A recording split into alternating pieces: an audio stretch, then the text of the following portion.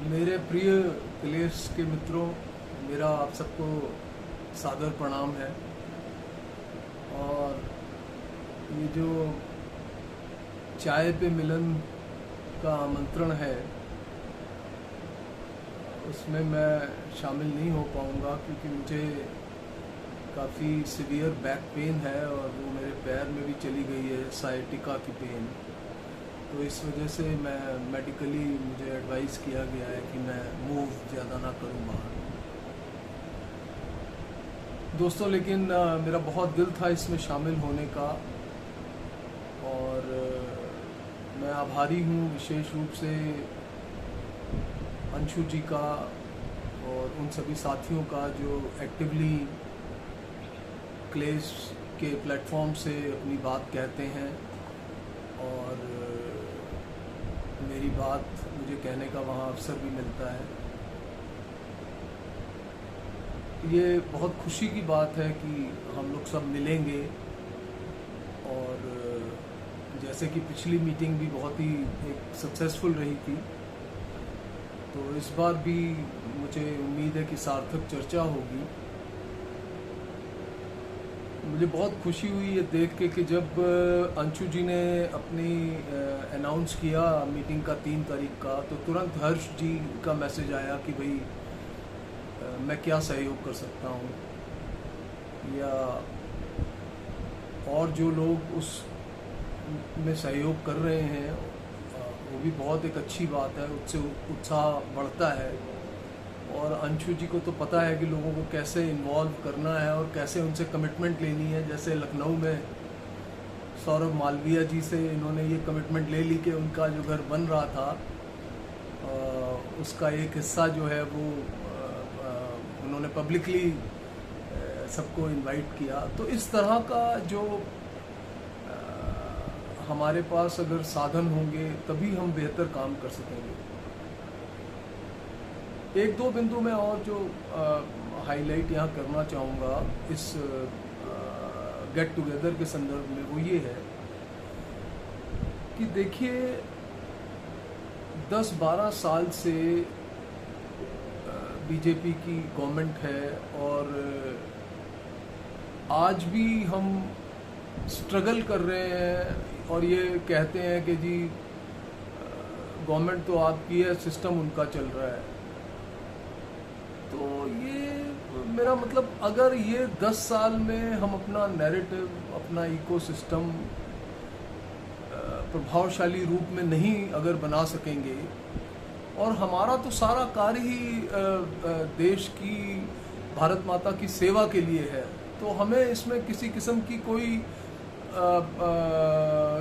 ग्लानि या कोई ऐसी कोई, हम तो कोई उन्होंने तो जेएनयू को लेफ्ट का गढ़ बना दिया और कितनी संस्थाओं पे अपने आदमी लगा के उनमें लेफ्ट का जो अपनी आइडियोलॉजी को वो 60-70 साल से लेफ्ट और अदर जो लोग हैं उनकी, तो उनको तो कोई शर्म नहीं है, वो तो अपनी आइडियोलॉजी को प्रमोट करते हैं। तो अगर एक डेमोक्रेटिक कंट्री में जब लड़ाई ही विचारधारा और नैरेटिव की है, तो हमें भी अपनी जो लड़ाई है या जो भी हमारा एक पक्ष है उसको एक सशक्त रूप में रखने के लिए हमारे पास लोग भी होने चाहिए, हमारे पास साधन भी होने चाहिए। और अब नहीं होंगे तो कब होंगे? अगर इन हालात में कि जब हम हमारे अपने ही लोग सरकार में भी हों, अपने ही हमारी संस्थाएं भी हों, और हमने जब भारत माता की सेवा के लिए ही हम जुटे हैं, तो क्यों ना हम लोगों को भी जो भी हमारे लोग हैं, चाहे वो यूट्यूबर भी हैं, उनको पारिश्रमिक भी मिले, उनको सहयोग भी मिले, उनको सपोर्ट भी मिले। तो जब उनके लोग जिस हमारे सामने जो सिस्टम है, जो चैलेंज है, उसको फेस करने के लिए हमारे पास भी तो साधन होने चाहिए। हमारे पास भी तो, देखिए हमारे जो कार्यकर्ता हैं, हमारे जो पत्रकार हैं, वो कोई जंगल में तपस्या तो कर नहीं रहे, उनको भी दिल्ली शहर में रहना है, बॉम्बे में रहना है, बड़े शहरों में रहना है, या जहाँ भी छोटे शहरों में भी रहना है, तो उनकी अपनी आवश्यकताएं हैं। और आज इंटरनेट, कंप्यूटर, ये फ़ोन और मोबाइल और जो भी ये इंफ्रास्ट्रक्चर है ये भी तो कितना एक्सपेंसिव है। तो जब न्यूनतम मजदूरी हर किस्म के आदमी की इतनी तय हो रही है, तो एक जो फ्रीलांस कर रहा है या जो अपने विचारों को रिसर्च करके प्रेजेंट करता है, जैसे कि अभी पीछे ही किसी ने कमेंट किया था कि मैं क्यों रिसर्च करूं, अगर मैं अपना समय क्यों लगाऊं,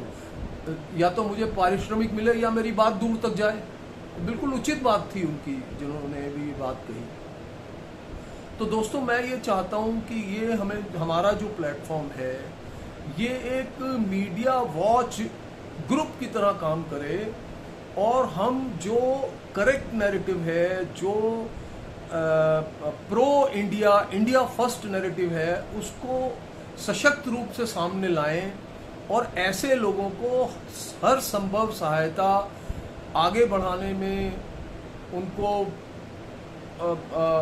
और अगर उनको किसी किस्म की भी कोई चाहिए, कोई उनकी रिक्वायरमेंट है, तो उसको समझ के हम विभिन्न संस्थाओं से या विभिन्न जगहों से जहाँ से उनको सहयोग मिल सकता है इस अच्छे कार्य को करने का, तो और जहाँ पे अपॉर्चुनिटीज़ हैं तो उनको ज़रूर वो दिलवाई जानी चाहिए। और ये हमारे प्लेटफॉर्म से ऐसे लोगों का एक सशक्त, एक ज़बरदस्त एक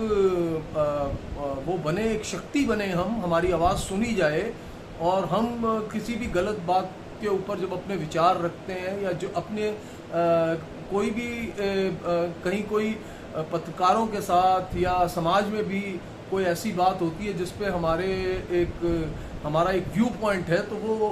वो हम रखें और उसको सुना जाए। तो मेरे दिल में ये कुछ बातें थी जो मैं वहाँ आके अगर आता तो ज़रूर करता, लेकिन मैं नहीं आ रहा। और दोस्तों, अंत में मैं ये ज़रूर कहूँगा कि 30 साल की एक्टिव जर्नलिज्म लाइफ में आज जो ये मेरी बैक की प्रॉब्लम है, और जो मेरी आइज़ भी थोड़ी बहुत अफेक्टेड होती हैं, तो हमें साथ साथ काम करने के ये भी देखना है कि हमारी जो वर्क लाइफ बैलेंस जो है वो भी ठीक रहे। क्योंकि मैंने 10-10, 12-12 घंटे, या हमारे जितने भी मित्र पत्रकारिता में हैं, डेडलाइन को मीट करने के लिए कैसे हम लोग कंप्यूटर पे बैठ के पहले रिसर्च करते हैं, इंटरव्यूज़ की ट्रांसक्रिप्शन करते हैं, फिर उसकी एडिटिंग करते हैं, फिर उसको आगे जो भी हमारी मैगज़ीन है उसको भेजते हैं। तो इसमें कई बार हमारे पास एक डेडलाइन होती है और हमें तो 10-10, 12-12, 15-15 घंटे कंप्यूटर पे काम करना पड़ता है, या मोबाइल में उसको ऑर्गेनाइज करना पड़ता है। तो मैं तो अंशु जी से ये भी निवेदन करूँगा कि इस विषय में हम सब जो साथी हैं उनकी हेल्थ बहुत इम्पॉर्टेंट है। अगर हमारी हेल्थ इम्पॉर्टेंट होगी तभी हम समाज की सेवा कर सकते हैं, तभी हम पत्रकारिता भी पूरी निष्ठा और पूरी मेहनत के साथ कर सकते हैं। अब जैसे अपने हेल्थ ग्राउंड्स की वजह से मैं नहीं पहुंच पा रहा, या पिछले कुछ सालों में ऐसा हुआ है कि मेरी मूवमेंट ज़्यादा नहीं है बैक पेन की वजह से, तो हमें अपनी जो पोस्चर है, अपनी जो लाइफस्टाइल है, इस पत्रकारिता के जो प्रोफेशनल हैज़र्ड हैं उनमें अपने को उसको भी ध्यान देना है, ताकि हमारा स्वास्थ्य अच्छा रहे। ये हमारे लिए, हमारे प्रोफेशन के लिए, हमारे परिवार के लिए एक अच्छी बात होगी। दोस्तों, मेरी शुभकामनाएं हैं, और मैं इस वीडियो द्वारा अपने को इस क्लेश के चाय पानी वाले जो चाय पान है, जो मिलन समारोह है, उसमें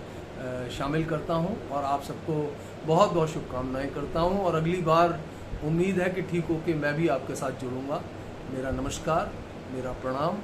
भारत माता की जय।